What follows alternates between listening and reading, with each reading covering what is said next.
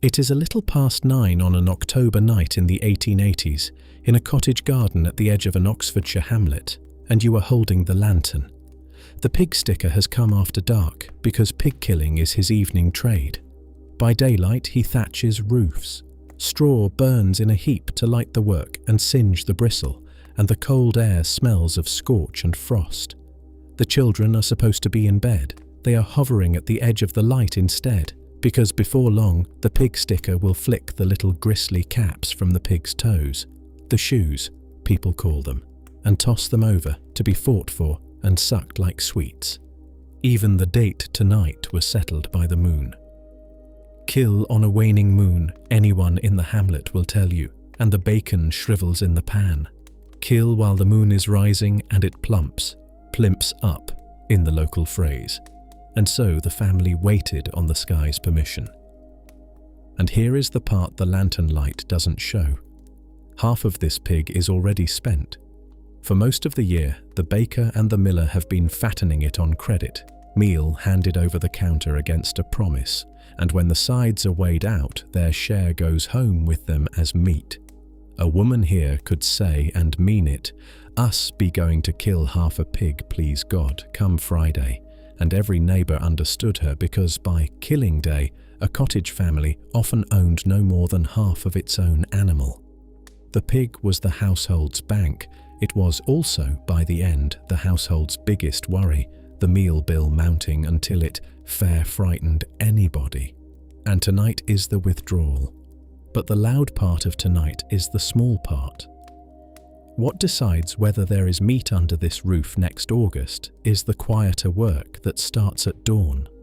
The salting, the smoking, the careful sending of fresh joints to certain houses and not to others, because an enemy is already in this garden, invisible, patient, at work on the carcass from the moment the knife is wiped. Rot never sleeps. For nearly the whole of human history, everything people ate began dying faster than they could eat it, and every family on earth lived one warm week, one damp cellar, one careless hand away from hunger. Over the next hour, we are going to fight that enemy alongside them, with an egg, a crock, a smokehouse, a hole in the ground, and a frozen pond, and we are going to find out how thoroughly, with none of our science, they won. The proof of their victory is still in your kitchen. Bacon, cheese, beer, pickles, jam. Every one of them began as a way of stopping time. The flavours we pay extra for now, the smoke, the salt, the sour, are the old tastes of survival, kept on long after the emergency had passed, because somewhere along the way we fell in love with our own rations. We still keep the old instincts too, though we've forgotten where they came from. The sniff at the milk before it goes in the tea, the pantry quietly filled before a storm, the small unease of a bare shelf. Stand in this yard a while, and the distance between their evening and ours wears thin. These were people no wiser and no more foolish than we are, running the same small arithmetic of enough, only closer to the edge, with winter watching. But before the straw burns down, if you find yourself drawn to these quiet trips inside the ordinary past, consider subscribing, and we'll keep climbing into these forgotten lives together. And let us know in the comments which of the old rations your own kitchen never gave up. The jam, the pickle, the smoked fish, whatever it is your family still swears by. Half the pleasure of this subject is hearing about the ones we missed.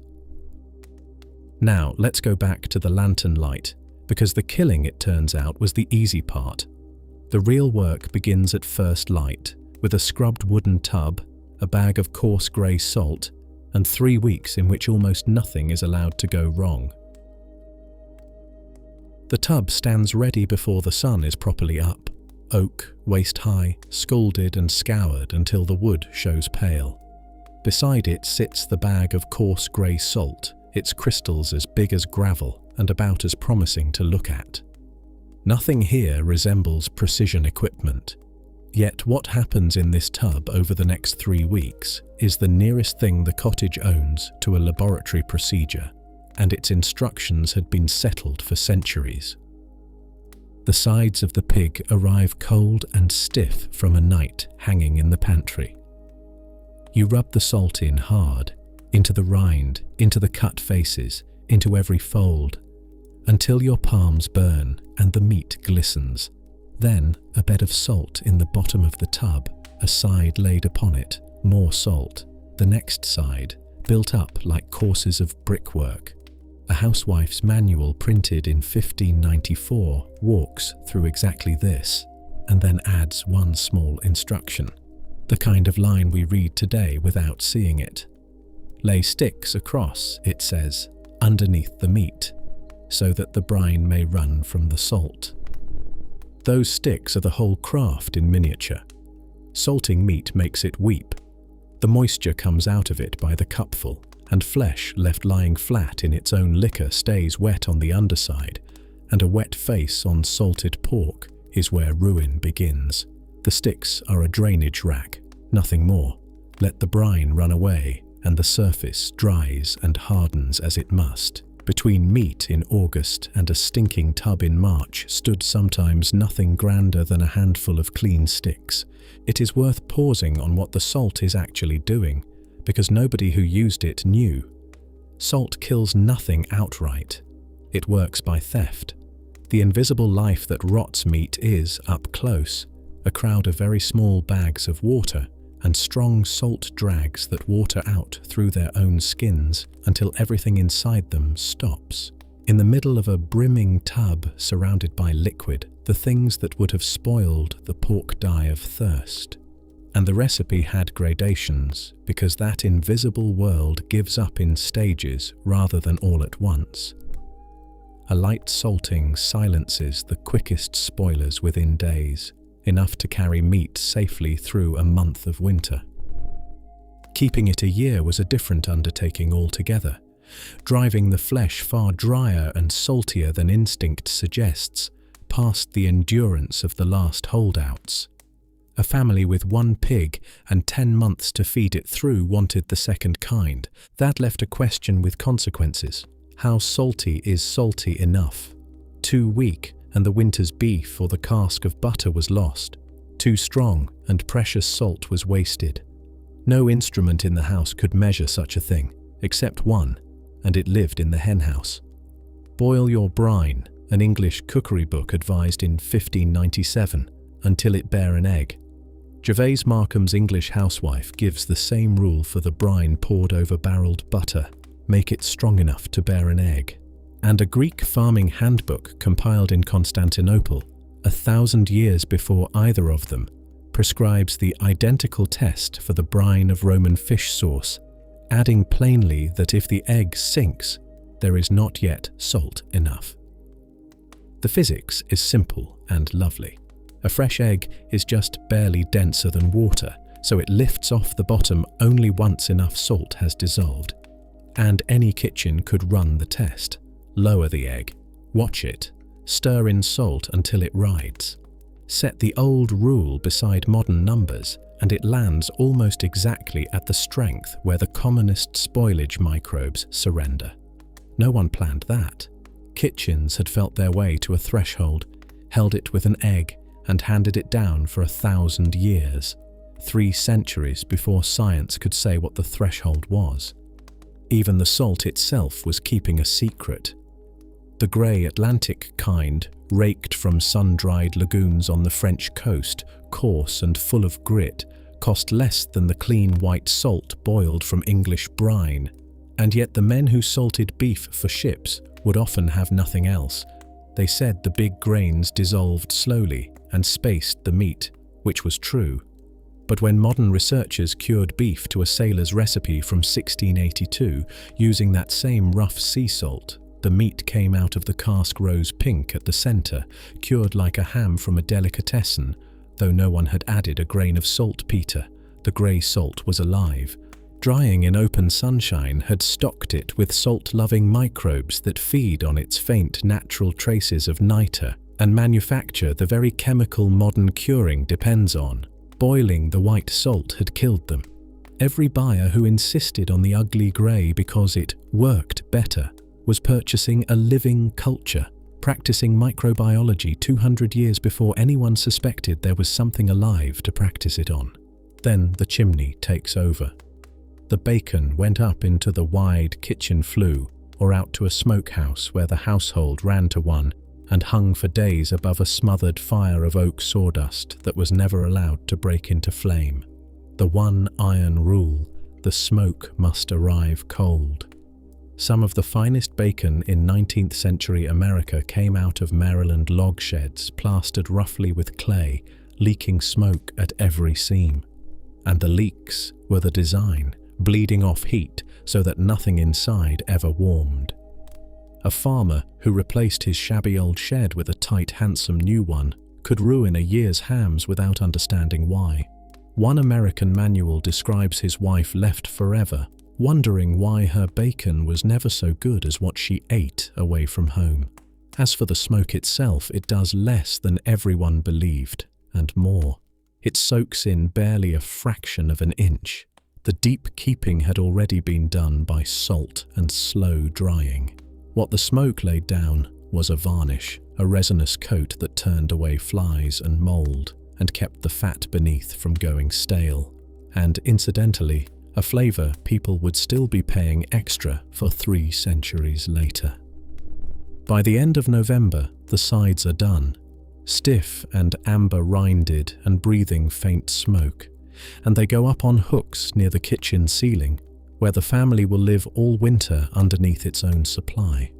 "Them's better than any of your oil paintings," a man of that Oxfordshire hamlet liked to say, nodding at the flitches above his chair.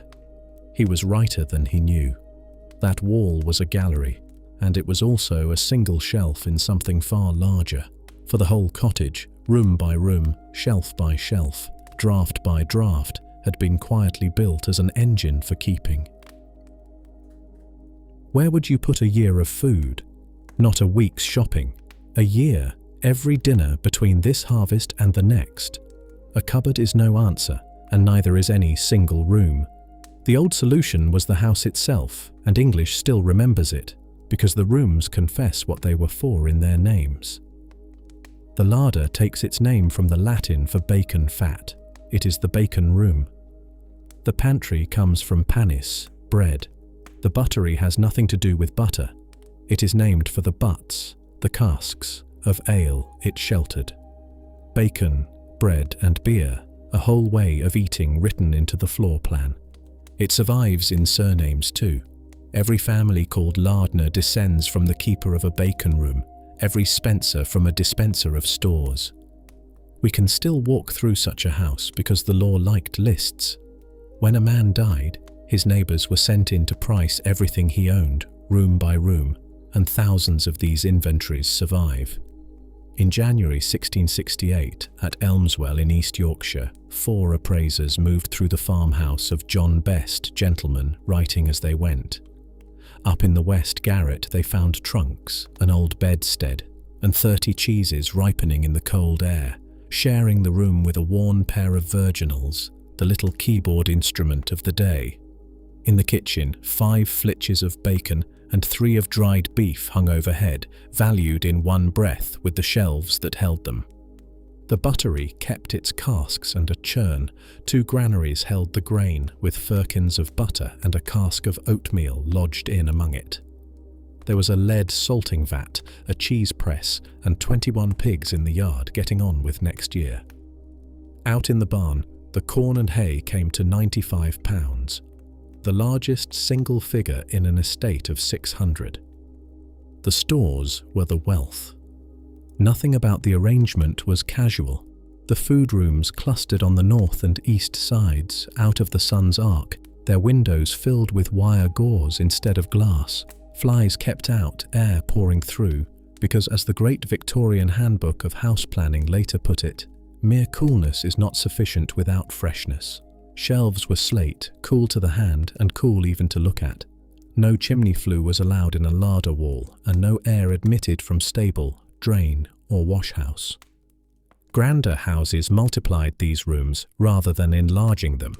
A wet larder for raw meat, a dry one for cooked, others again for game and for fish, so that wealth showed itself not in bigger cupboards, but in more climates. In hard frost, the larder was heated. A hot water pipe from the kitchen boiler kept it just above freezing, for cold was never exactly the goal. The building aimed at steadiness, and for half the year the threat to steadiness came from below. It ran on a timetable as deliberate as its architecture. Across rural England, the kitchen's busy season began where the field's season ended. The processing of food ran opposite to the growing of it, and the rhythm survives in the verse almanac Thomas Tusser published in 1573. Slaughtering, he says, enters at Hallowtide and runs to Shrovetide. Kill now and then some, a rolling cull, paced across the winter, so the salting tubs were never swamped and fresh meat arrived in instalments. The dairy had a fence around its year, from April's beginning till Andrew be past, the last day of November, and not a day longer, which is why those 30 cheeses stood ready in a January garret. They were the summer's milk made solid and set by. Wheat kept for the baker stayed unthreshed in the sheaf until March, the husk serving as its packaging against damp and weevil, while grain in the loft was turned over and over to keep it from heating. Even eating had an order. Spend herring first, save saltfish last. The shelf managed like a ledger. The garden kept stores of its own. Potatoes wintered in a clamp, heaped on straw, thatched with more straw, then sealed under beaten earth until the pile resembled a small burial mound with wisps of straw standing upright along its ridge. Those wisps were chimneys. A heap of living potatoes breathes, and breathing makes warmth. Sealed in completely, that warmth wakes the crop, and a farmer who opened his clamp in spring to find pale sprouts crowding the top had seen the proof of it. Other crops asked for other weather indoors. Apples wanted cold and damp, onions cold and bone dry, potatoes a few degrees milder. Chill them too hard, and they turn strangely sweet. No single room could satisfy all three, so the onions went up in strings under the rafters. The apples lay spaced across the loft floor. The roots slept in boxes of sand. What looks from here like picturesque clutter was a set of small climates, each tuned to its tenant. Damp and warmth were only half the siege. The other half had legs. Granaries stood on staddle stones, stone pillars capped like mushrooms, since a rat can climb the stem but cannot get around the overhanging cap. 6 inches of lip defeated everything below it. One design went further and counterweighted the granary stair so that it swung up off the ground the moment the thresher stepped away.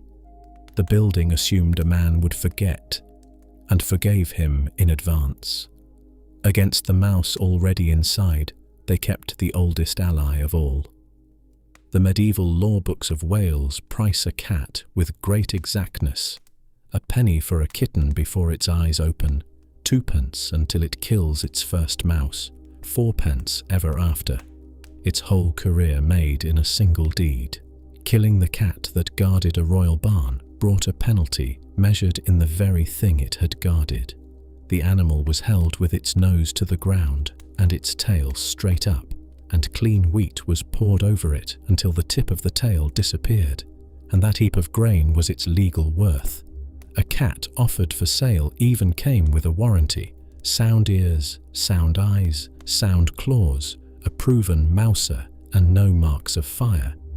Singed fur betrayed a cat that had passed its nights by the hearth instead of in the barn, and the law docked a third from the price of it. Tusser trusted the cat among the corn, but he had met a worse animal. The wild cat with 2 legs, his name for the pilfering servant. And his advice to the housewife was blunt: show servants their work and never show them the stores.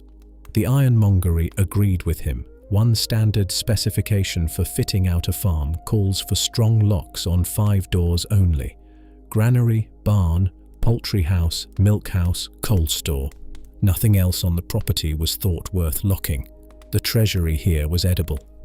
For all its cunning, though, The house had a frontier it could not hold. Some foods simply refuse to be kept. Milk turns in a day, summer or winter. A cut cabbage is spoiling before the week is out. A cucumber collapses into water almost while you watch. For these, there was another road entirely. Not to keep them at all, but to change them into substances rot cannot use.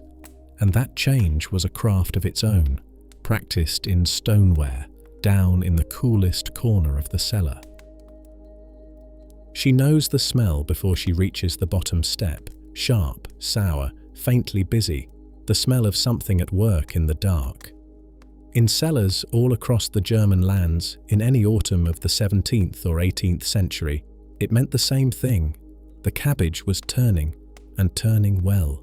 The crock stands waist-high in the coolest corner, shredded cabbage pressed down under a scrubbed plate, the plate weighted with a stone, and over it all a skin of brine, kept 2 fingers deep above the topmost leaf. She lifts the cloth, tilts her spoon, and skims off a pale film that has gathered on the surface, soft, grey, like wet ash. She wipes the rim, settles the weight, lays the cloth back. Twice a week, every week, for months. Then the work is done in about 3 weeks, 5 or 6 if the cellar runs cold, and what sits under the brine will keep for a year. What she is tending, though she would never have put it this way, is a rigged election. Salt does not preserve cabbage. Salt chooses who wins the cabbage. Every leaf comes in from the garden already carrying its own crowd of microscopic passengers. Most of them rot in waiting, a few of them something better. Hardy little acid makers that can bear salt, the others cannot. The brine hands victory to those few. As they feed, they give off a heavy gas that settles over the surface like an unseen lid, smothering their rivals, and all the while they pour out acid, souring the liquid degree by degree until nothing dangerous can work in it at all. Where salt defends food by drought, acid defends it by sharpness. The cabbage has not been kept exactly. It has been garrisoned. Even her skimming spoon belongs to the system, because that grey film is a raiding party. Wild yeasts that feed on the acid itself, eating away the very sourness that guards the crock. Left alone, they would drink the moat dry. Her twice-a-week visit is not fussiness. It is maintenance on machinery that happens to be alive. None of this had names yet, but the competence did. An English household book from the 1670s, kept in the hand of a woman called Elizabeth Jacob, gives her method for pickled walnuts. Fill up the pot with the best white wine vinegar. Tie it up close from the air and let it stand 2 or 3 months before you open it. And, if the pickle be decayed, put in fresh vinegar, pouring the old away. June, she notes, is the time to do it. Seal out the air, give the change time to finish. When the defences weaken, renew them. A working theory of spoilage, complete in 3 instructions, written a good 2 centuries before anyone could have explained why it was right. A historian who recently recooked these recipes found the experience unglamorous in a way the neat handwriting hides. The boiling walnuts filled the kitchen for hours with a smell like very strong tea. The green husks dyed her hands brown, and the hot vinegar made her eyes stream. The books are serene. The work never was. The same craft, run at the scale of an empire, gave Rome its favourite flavour. Garum, the fermented fish sauce that travelled in stamped jars to every province, was made by layering small fish and their innards with salt in open vats and leaving them to the sun for a month or 2. Pliny the Elder, describing the empire's most fashionable seasoning, reached for a medical word. The liquid, he wrote, of things putrefying, the term physicians used for what seeps from a wound. He was wrong in the way the age was always wrong. When researchers remade garum a few years ago, the finished sauce smelled, they reported, not unpleasant at all, close to anchovy paste, and one batch failed into genuine reeking rot. It was the batch whose cap of salt had been allowed to break, under an unbroken crust, sauce, under a breached one, carrion. It is the rule this whole cellar runs on, the one Markham gave for the butter pot, salt over the top so as no butter be seen, and Elizabeth Jacob gave for her walnuts, and the German housewife enforced with her stone and her spoon. Keep the surface sealed. The border is where everything is decided. Sweetness could be a wall too, for those who could afford the bricks. When a countess bought sugar in London in 1264, a single pound of it cost roughly a third as much as 500 pounds of bread wheat. Fruit preserved in sugar was, for centuries, aristocratic banqueting stuff. Only after 1700, with the price down by 3/4, did the sugared pot come within reach of ordinary ambition. 1.25 pounds of sugar to every pound of fruit, by one 17th century recipe, and it might keep a year or more. Even then it was nerve-wracking work. With no thermometer, candy height was judged by eye in a boiling pan, and a minute's misjudgment scorched the batch beyond saving. Sugar dear enough that a burnt pot was a small household disaster, mourned accordingly. The most elegant art of all was also the least forgiving. Potted meat, cooked, pounded fine, pressed hard into little pots, and sealed under a poured lid of clarified butter that set into a smooth golden pane. Hannah Glass, in 1747, wanted that lid 2 inches thick. By Mrs. Beeton's day, 1/4 inch and a tied bladder would do. Beeton also set down, from plain observation, a law nobody yet understood. Add much gravy, she warned, and the pot keeps only a short time.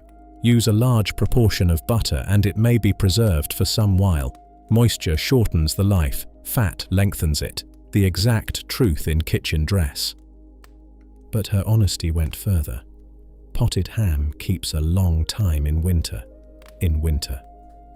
The butter lid was a fair-weather fortress, and it had one property unlike anything else on these shelves.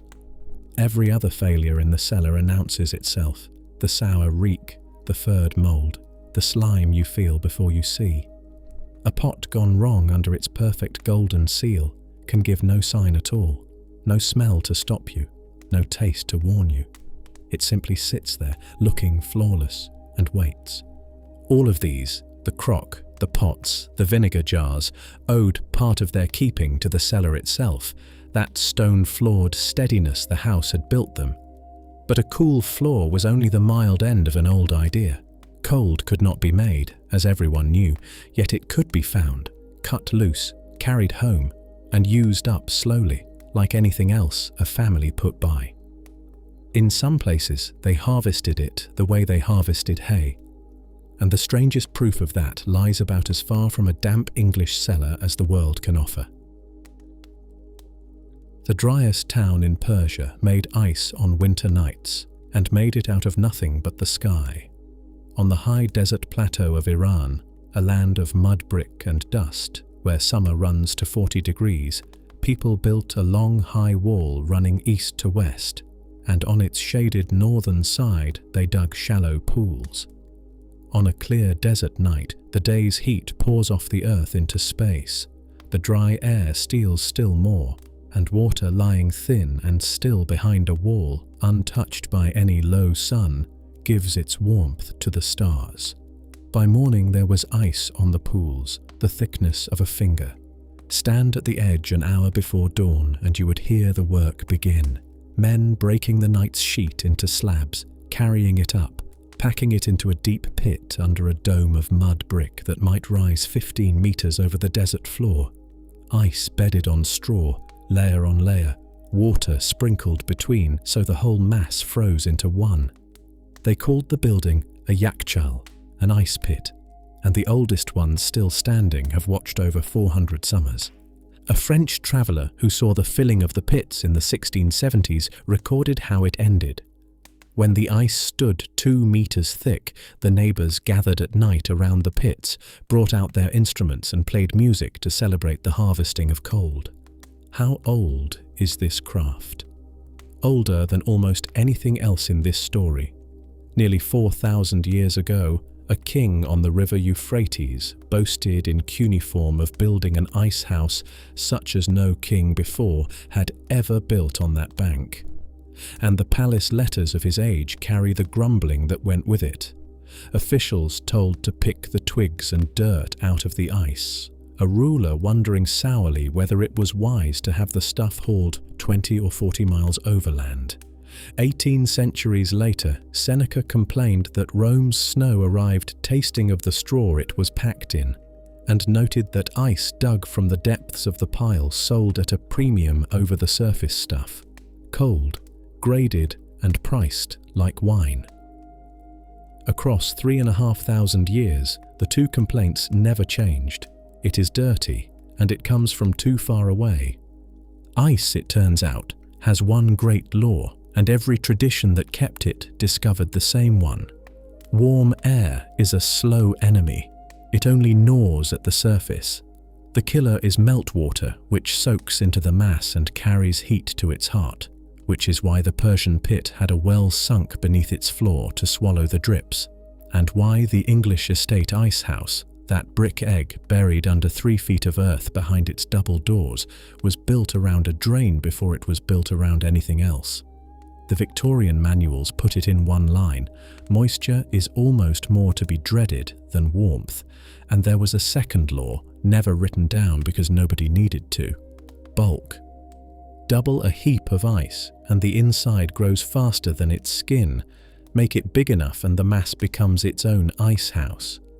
Year-round cold was never beyond the understanding of the poor, only beyond their volume. Half a world south, the harvest ran the other way, not keeping the cold, but letting it work.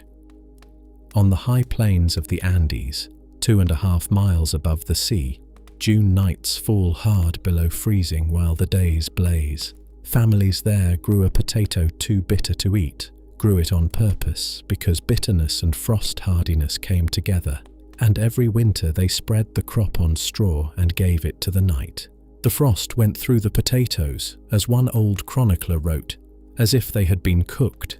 At dawn, the whole family trod them barefoot, pressing out the water.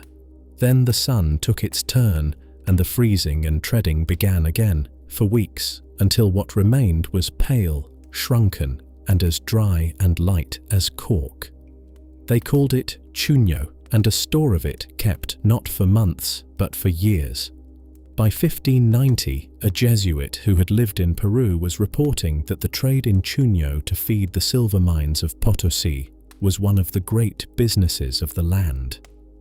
The silver that flooded the world's money ran in part on freeze-dried potatoes made by hand by frost, centuries before the machinery that would one day get the credit. Then, in 1806, a Boston merchant looked at a frozen pond and saw a cargo. Frederick Tudor shipped 130 tons of lake ice to the Caribbean that winter, was laughed at on the docks, and lost money at it for the better part of 20 years before the idea caught. What he had found was a trade built, in his own words, on an article of no value, and packed in another one, since the ice travelled bedded in sawdust from the main timber mills. By the 1850s, the ice companies were spending some $25,000 a year on sawdust alone. By 1856, 363 cargoes of New England winter went out in a single year, to Havana, to Bombay, to Calcutta. One January, the cutting crews arrived on Walton Pond, 100 men with horses and ploughs, while the writer living on its shore looked on.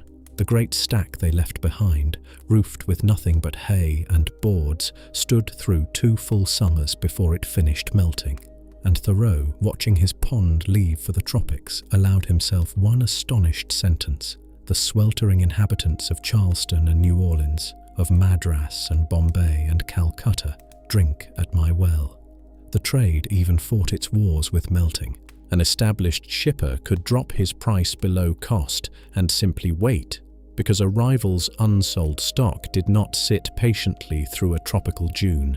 In this business, a price war ended with the loser's entire inventory running out under his warehouse door. In the cities, that harvest came right to the kitchen. A man with iron tongs swung a crystal block into the top of an oak cabinet, and for the week that followed, the household's butter and milk sat in a gentle chill beneath it. Even the drip pan under the icebox was cleverer than it looked. As the block melted, the film of water on its surface caught the odours out of the circulating air and carried them down the drain, a cold that cleaned the cupboard as it died. This was the last of the harvested winter, the last cold carried indoors in a man's 2 arms.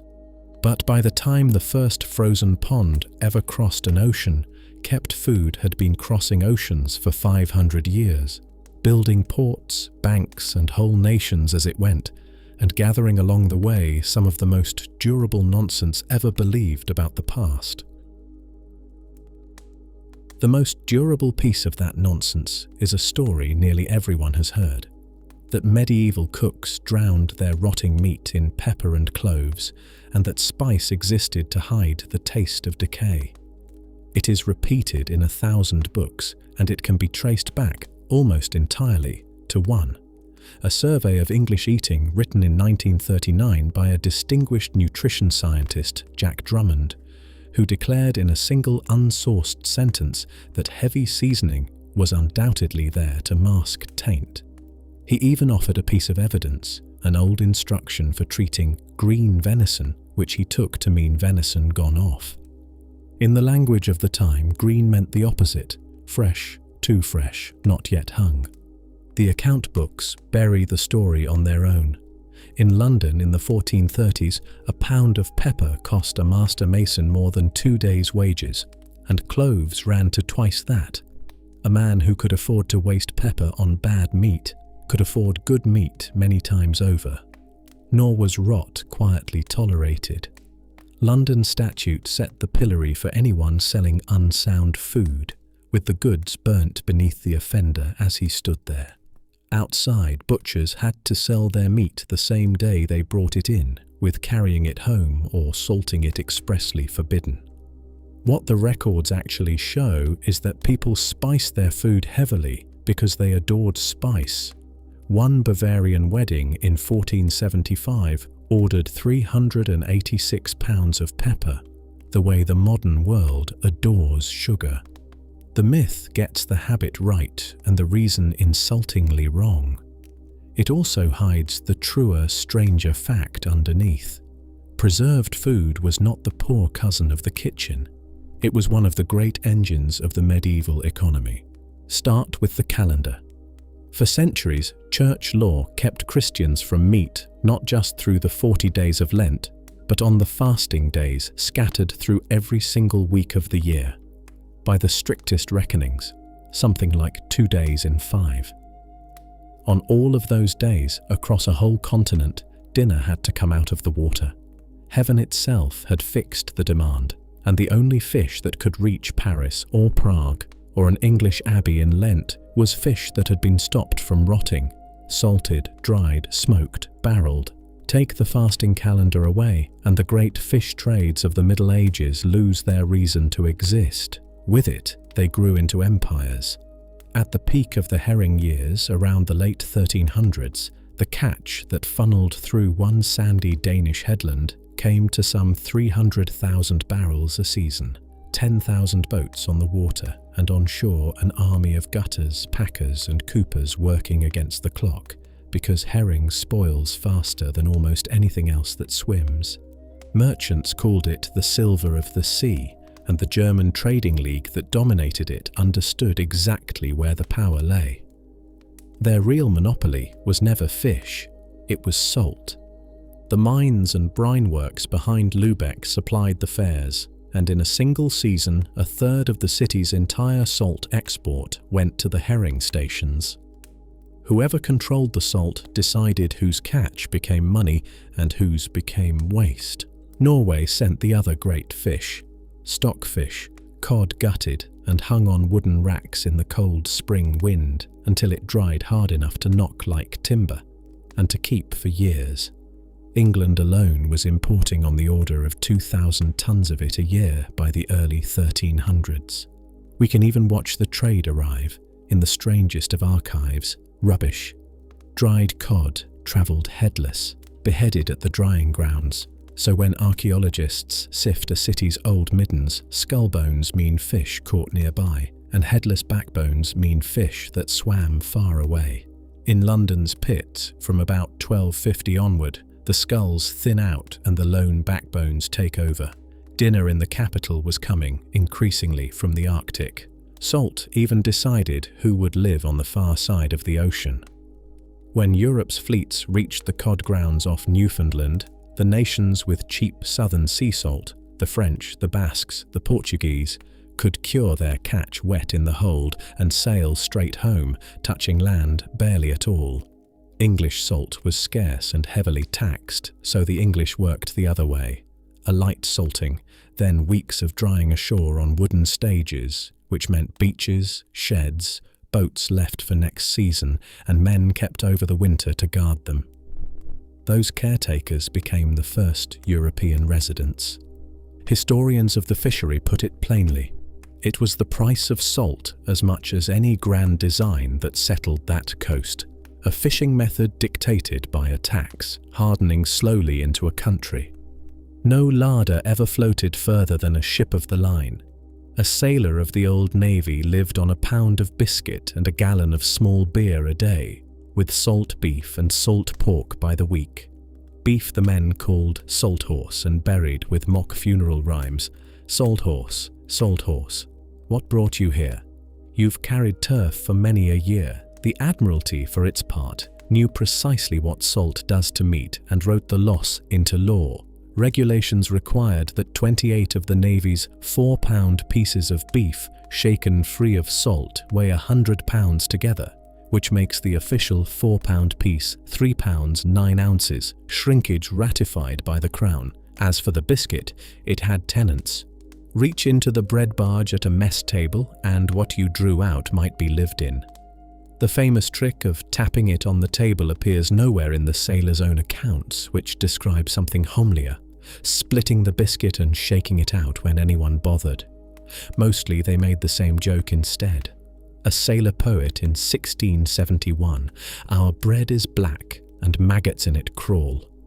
That's all the fresh meat we are fed withal."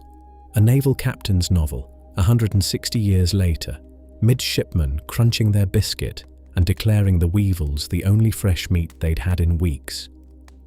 What should we make of a joke that holds its shape for a century and a half? Only, perhaps, that it was load-bearing. Men can eat almost anything, so long as they are permitted to laugh at it.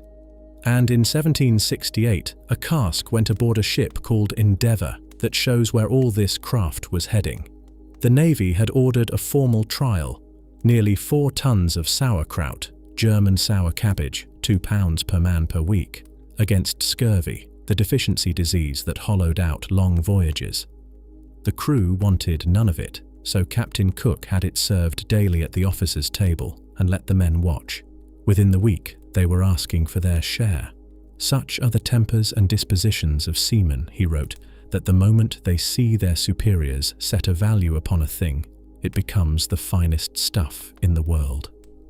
2 years out from England, the last of the cask was opened and found, in his words, as good as at the first.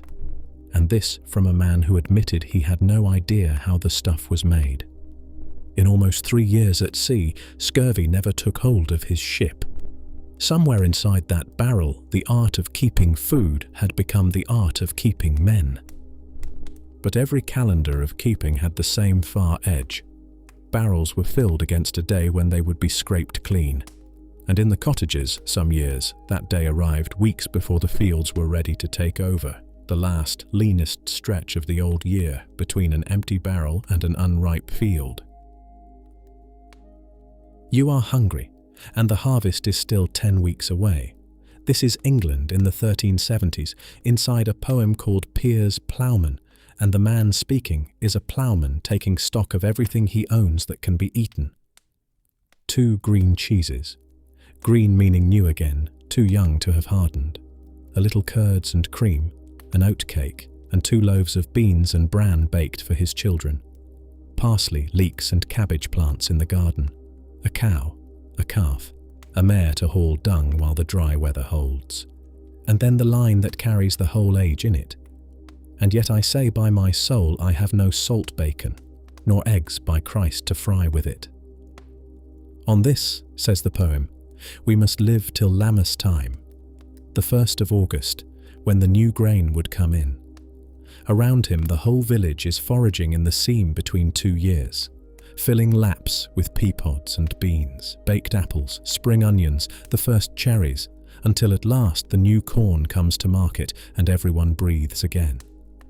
There was a name in Ireland centuries later for weeks like these, the meal months, when the old potatoes were gone and families bought oatmeal on credit against a crop that did not yet exist. Every larder in this story, however cunning, was built toward the same far edge, and some years the edge arrived first. Yet the burial registers hold a surprise. The deadliest season of the old year was not this hungry one. It was the depths of winter, when cold, crowded rooms and the infections that loved them carried people off at nearly twice the summer rate. The lean weeks made people thin, tired, desperate, and they largely survived them. Hunger wore the household down, and cold did the killing, each holding the door open for the other. The stores themselves could betray a family by chemistry nobody could see. Dried peas and beans, the great backstop of the poor, have a breaking point. Kept too long in a warm, damp loft, they change inside, and past that point no amount of boiling, no amount of precious fuel, will ever soften them again.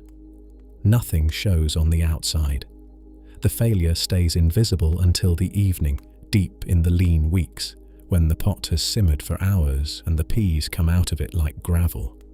And a diet that leaned all winter on the storeroom carried a slower danger, because the body needs a steady trickle of something that lives only in fresh food, we call it vitamin C, and holds just a few months' reserve of it. A stored potato loses most of its share by spring. While the potato held, though, it was enough, and without anyone knowing it, that one root had become the ordinary household's whole defence against scurvy, the sailor's disease, ashore. Then the blight came. In Devon, in the spring of 1847, a physician watched a prosperous farmer's wife of 45 sicken over 6 weeks. Bruises rising from no blow, gums that bled and would not heal, and die 3 days after he reached her on a table that had never lacked bread, meat, or beer. Her diet, he recorded, showed no other alteration from usual custom than the absence of potatoes. The proof had already been run 5 years earlier inside a London prison. Convicts allowed 5 pounds of potatoes a week did not get scurvy. Military prisoners in the same buildings allowed 1 pound did, and when their ration was raised, the disease walked out of the wards. This is why the first green things of spring were eaten with something close to reverence: nettles boiled soft, cress from the stream, hedgerow herbs. In German, one of the earliest plants to break ground each spring still carries a name that translates simply as scurvy herb. Sometimes, though, the store killed quickly and in perfect silence.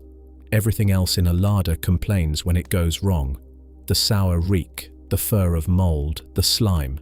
But the sealed pot keeps its secrets, and in the airless world under a flawless fat seal lives the one enemy that thrives precisely there. In the German southwest, in the years after the Napoleonic Wars, a country physician, a romantic poet on the side, began collecting reports of neighbours who sickened and died after eating smoked sausage from their own well-kept pantries. By 1822, he had 155 cases, and no cause beyond the name people already used: sausage poison. When science finally cornered the culprit decades later, in a cured ham served at a village funeral in Belgium, it named the whole disease for that first suspicion: botulism, from botulus, the Latin for sausage. The safest-looking jar on the shelf, the one with the smooth golden lid, was the only one that could lie. Behind every jar on that shelf, meanwhile, stood labour that the age barely counted. In the English court records that happened to mention who was doing what on a farm, dairy work, the whole summer factory of butter and cheese, appears as women's work every single time it appears at all. One Berkshire farmer of the 1610s kept accounts precise enough to price every bushel and horseshoe, and never once set a value on the brewing, salting and preserving that ran through his house, because his wife and her maids did it and their work lay outside the accounts.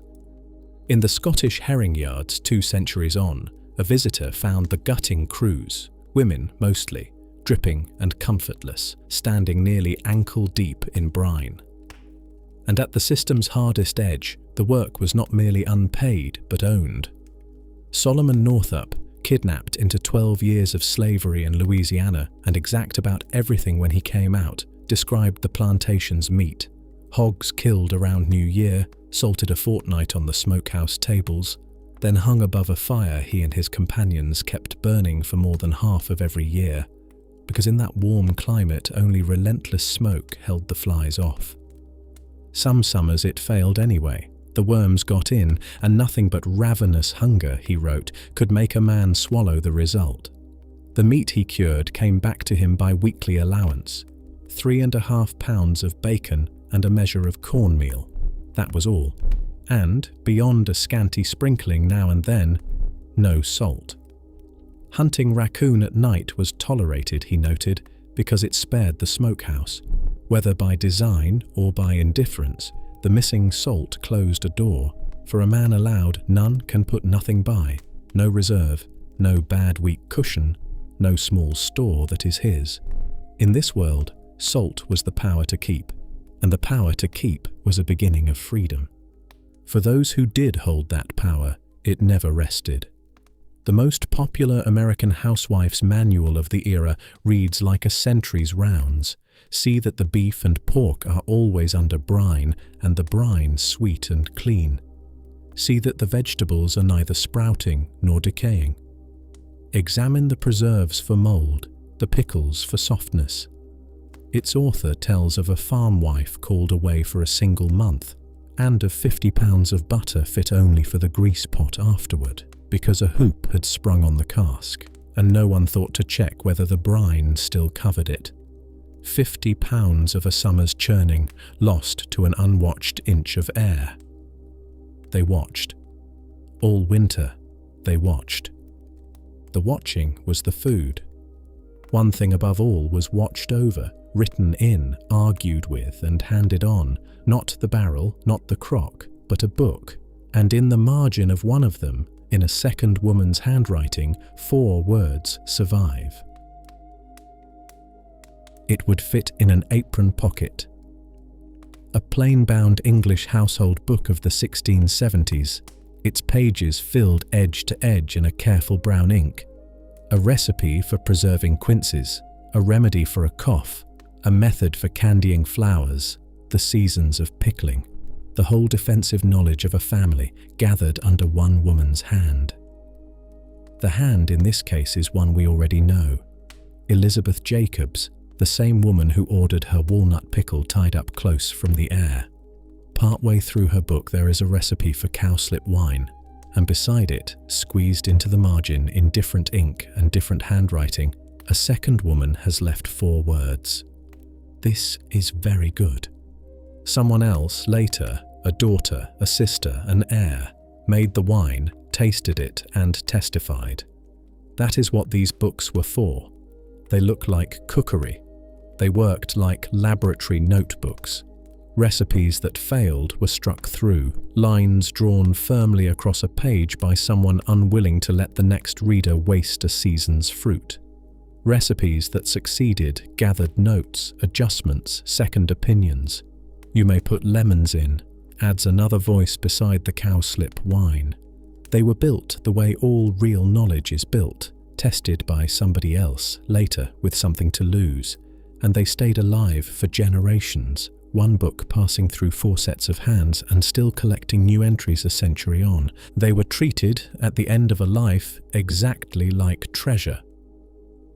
Around 1625, Lady Frances Catchmay left instructions that her book of medicines, preserves and cookery go to her eldest son, on the strict charge, as the note on its first leaf records, that he see every one of his brothers and sisters furnished with true copies. A witness set his name to the promise, as if to a deed of land. 80 years later, old Lady Johanna St. John, 84 and writing her will in her own hand, itemized her Great Receipt Book in among the paintings and the silver. The Bible went to her son and the receipt book to her daughter. A lifetime of tested keeping, willed like an estate, which in every sense that mattered, it was. The pig from that October night comes back into the story here because its fresh half was an inheritance too. On the morning after a cottage killing, joints of pork went out around the lanes, and they went, as one witness of those Oxfordshire hamlets noted precisely, to the neighbours who had sent joints from their own pig, while smaller plates of fresh oddments went to others purely as kindness, and nobody ill or down on their luck was ever left out. Villages timed their killings in rotation so that fresh meat travelled round all winter in a slow, unwritten exchange. In Wales, the custom carried a name that translates simply as "sending the bone," and the couriers were the children, trotting down wet lanes with a wrapped joint in their arms and a tip waiting at the far door. Before anything else refrigerated it, surplus meat was kept fresh the oldest way there is, inside a promise between houses, and the whole system rested finally on someone counting. In Hallowell, Maine, on a May Monday in 1785, a midwife named Martha Ballard set down one line among the washing and the callers. I weighed the pork. Weight, 205 pounds. It was the lean end of the year. She was measuring exactly how much of last winter's pig stood between her family and the next one. 5 days later, another line. We began to make our garden, count what is left, start what comes next. Anyone who has ever stood before a thinning shelf in a hard month, doing the same small arithmetic of enough, already knows this woman across 2.5 centuries. Then, within not much more than a single long lifetime, the whole ancient situation ended. It began in 1810, when the French state paid a Paris confectioner named Nicolas Appert 12,000 francs for his discovery that food sealed in glass and boiled would keep for years, paid him for the secret, and then, by the one condition of the award, made him print it and give it to the world. Appert could not truly explain his own method. Nobody alive could, and the canning industry his jars founded ran for the better part of a century on a wrong explanation that happened to produce right instructions. In 1882, a sailing ship left New Zealand with a coal-fired freezing machine and nearly 5,000 frozen sheep, and docked in London 98 days later, having spoiled one carcass, after which distance itself began to retire from the problem of dinner. The humming box came last, and more slowly than we remember. In 1940, more than one American home in 4 still had no refrigeration of any kind, and in 1948, Britain stood almost fully wired for electricity, with a refrigerator in barely one house in 50, the cold, north-facing larder still earning its keep. The first machines had to argue their way in, sold, with no irony at all, as the cure for wasted food, their makers teaching households the strange new habit of shopping once a week instead of once a day. By the time the 60s closed, the long war was, in the rich world, over. Even the body registered the armistice, the commonest cancer killer of the early 20th century. The stomachs spent the rest of that century in a long retreat that owed something, in ways still being untangled, to the emptying of the salt barrel and the arrival of fresh food in February. None of it asks for our pity, and none of it will bear our envy. The people in these rooms were not simpler than we are, and their kitchens were not quaint.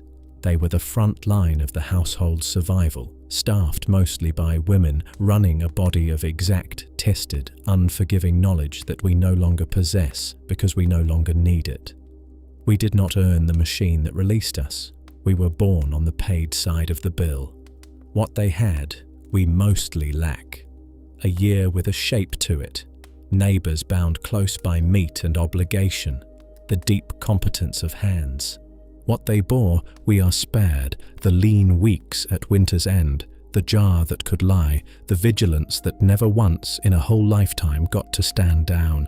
Hold both truths level, and no golden age survives in either direction. Only people, the same as us in wit and love and weariness, meeting the same needs with harder tools, and meeting them, on the whole, magnificently. When we reach now for the smoked and the salted, the soured and the sweet, paying extra for the flavours hardship invented, we are not remembering them exactly, but our tongues are. So end tonight in your own kitchen in the dark and open the tall white door. The little light comes on. There they all are, jam behind glass, bacon in its paper, a wedge of cheese, pickles standing in their sharp brine, old rations still in service, wearing their old uniforms of smoke and salt and sugar. Behind them, further back, straw burns in a lantern-lit yard. A woman lifts the cloth from her crock and tilts her spoon. A child carries a wrapped joint down a wet lane to the house that will one day send one back. The door swings shut. The hum resumes, low, tuneless, patient.